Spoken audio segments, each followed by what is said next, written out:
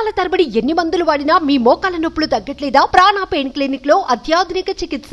ఆలగడ్డలో సంచలనం రేపిన టీడీపీ మహిళా నేత శ్రీదేవి హత్య కేసును ఛేదించినట్లుగా పోలీసులు ప్రకటించారు. చనిపోయిన మహిళ ఆలగడ్డ ఎమ్మెల్యే టీడీపీ నేత భూమా అఖిలప్రియ సన్నిహితురాలు. ఆమె హత్యతో ఆలగడ్డ ఉలిక్కి పడింది. జూన్ 25న టీడీపీ నేత భాస్కర్ రెడ్డి ఆయన భార్య శ్రీదేవి కళ్లలో కారం చల్లి కొంతమంది దాడి చేశారు.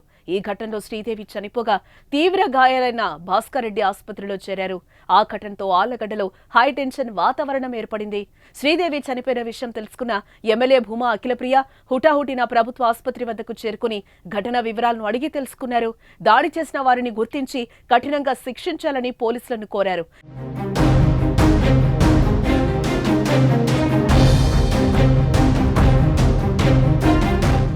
ఇటీవల జరిగిన ఎన్నికల్లో భూమా అఖిలప్రియకు మద్దతుగా భాస్కర్ రెడ్డి దంపతులు ప్రచారం కూడా చేశారు.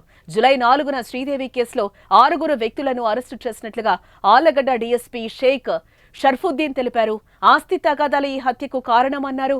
ఈ కేసులో అట్ల వేణుగోపాల్ రెడ్డి, ఆయన భార్య శిరీష, రాకేష్, దేవేంద్ర కుమార్, శేఖర్ సింగ్, నరేష్ అని 6 వ్యక్తులను అరెస్టు చేసినట్లుగా తెలిపారు. 2 బైకులను హత్యకు ఉపయోగించిన ఆయుధాలను కూడా స్వాధీనం చేసుకున్నట్లుగా డీఎస్పీ తెలిపారు. ఆ రోజు 26వ తేదీ సాయంత్రము 4:30కి వీళ్ళు ఇంట్లో చేరుకున్నారు. వేణుగోపాల్ రెడ్డి ఇంట్లో చేరుకొని వాళ్ళు నంద్యాల నుంచి భార్యాభర్తలు ఈ శ్రీనివాసరెడ్డి కారులో పిలుచుకొని రావడం చూసినారు. ఇంట్లోకి పోయేటప్పుడు గేట్ దగ్గర దాటినారు, లేదు లోపలికి ఇంటి లోపలికి వీళ్ళు ముద్దాయిలు కూడా అందరూ రాడ్లు కట్టెలు పట్టుకొని వాళ్ళ మీద దాడి చేసి విచక్షణారహితంగా కొట్టినారు. ఈ అఫెన్స్లో వీళ్ళు 6 మంది మాత్రమే.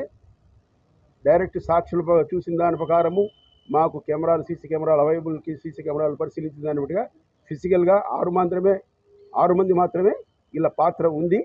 మిగతా వాళ్ళ పాత్ర వెరిఫై చేస్తాము.